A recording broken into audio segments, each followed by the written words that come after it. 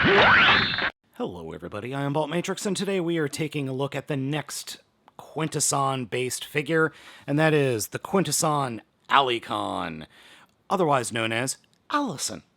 So if you're wondering where that name came from, I typed ALLICON, A-L-L-I-C-O-N, into Twitter in 2 separate posts, and then when I posted those posts on Twitter, my Twitter client automatically auto-corrected ALLICON to Allison. So this is Allison, the ALLICON. The figure is colored in green, in a lightish green, lavender purple, gray, and silver, and just looks absolutely fantastic. 360-degree spin of the figure. It works. I mean, it's an ALLICON. It's exactly that character, or characters, that showed up in the '86 movie. The figure comes with a good old spear, which is the only weapon that was shown in the movie for it to carry. And then it has, at the very tip of its tail, this little piece that slides out and can become a sword. So, Allison can dual wield. Yes, they can. Getting the sword back into place is a little bit of a pain, though it does go in pretty well. It doesn't sit super snug, though. It's a little wobbly, which I'm not too keen on, but it's fine. Given the fact that the figure is short, squat, and very stocky, it is actually highly posable, and you can pose it in a way that it's holding the spear in both hands, which, thank Primus, I was really worried that you wouldn't be able to do that. That works really well, and this is actually how I prefer to display the figure. For posability, the head is on a ball joint, but can only really look up and side to side, and the side-to-side movement is very tight. It feels like there's just some kind of deformation in the ball joint where it sticks, and it kind of looks off to the side all the time. I really do appreciate the face sculpt and the painting on the head. You've got multiple colors going on here. The light gray for the fin, the dark gray for the helmet, silver for the mouth plate, a little bit of lavender purple for the nose, powder blue for the face, and then bright red for the eyes. Fantastic painting we've got going on there. Continuing with the posability, we've got a swivel in the shoulder and a hinge. The hinge doesn't go all the way out because of the siege port. Swivel above the elbow, 90-degree bend at the elbow, and the fists do articulate on swivels. There is a swivel at the torso, and then a series of hinges for the legs, swivel at the upper thigh that on both legs is very tight, and then 90-degree or just over 90-degree bend at the knee, and then wonderful ankle articulation, not a full 90 degrees, however. Allison has several siege ports. On the back, there is one siege port. On each shoulder, on the outside of each shoulder, there is a siege port. Each one of the little terror claws, I'm calling them, can hold a weapon. Each hand can hold a weapon. The bottom of the forearms both have a siege port, as you can see. And then on the bottom of each leg, by the ankle, there is a siege port, and on the bottom of each foot is a siege port. So yes, you can totally armor them up with different weapons, all types of, weaponizers and battle masters. Lots of fun. The only issue I have with the figure in robot mode is, the arms. The other arms are super visible. Would have loved to have them incorporated, maybe in the forearms some other way. And there aren't a lot of what I would call impact points on this figure in this mode. So these little nubbins that you can add blast effects to, there aren't a lot of those that I can actually see or feel in this robot mode.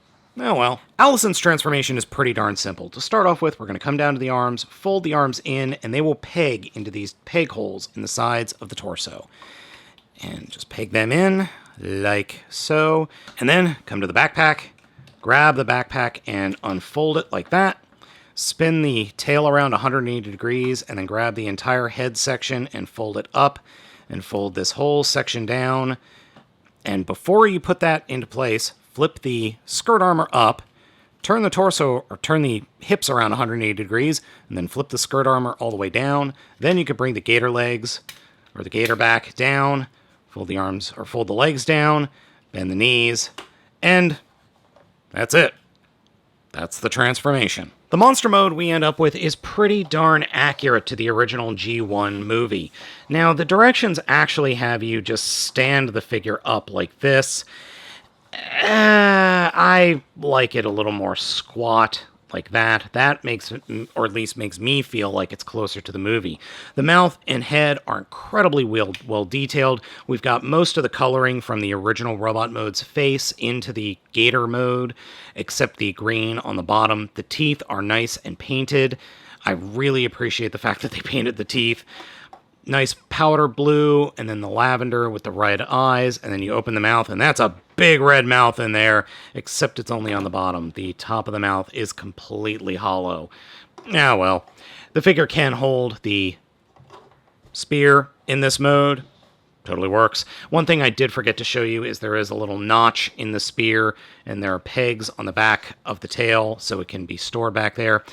I like this figure in this mode. I think it works. I would have loved to have seen them, or the designers, collapse the legs somehow a little bit better and hide the fists, or the Robot Mode's fists.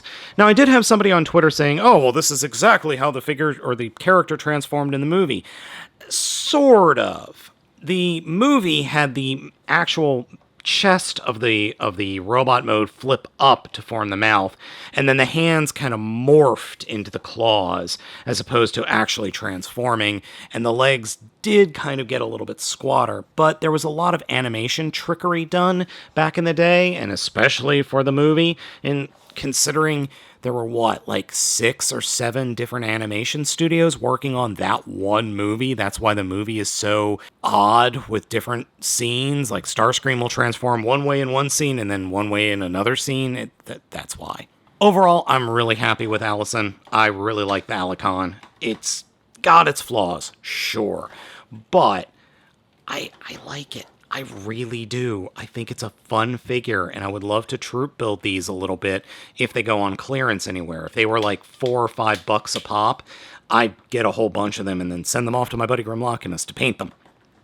It's a fun figure, and we've never had an official ALLICON before. Never. This is the first one, just like we've never had a G1-centric Quintesson before.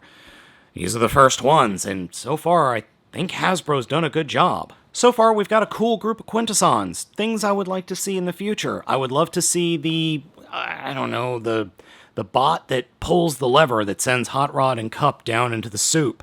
I would love to see a much larger and better version of a Sharkticon.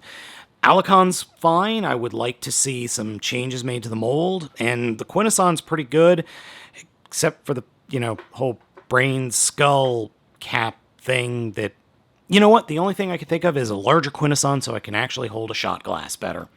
Yeah, that's the only thing I can think of. Overall, I like ALLICON here. I would suggest picking it up if you're a G1 fan. Please be sure to follow me over on Patreon, and be sure to follow me on Twitter, and, well, subscribe here to my channel. Thank you so much for watching. Let me know what you think of these figures down in the comments. I've been Baltmatrix, and I will catch you next time.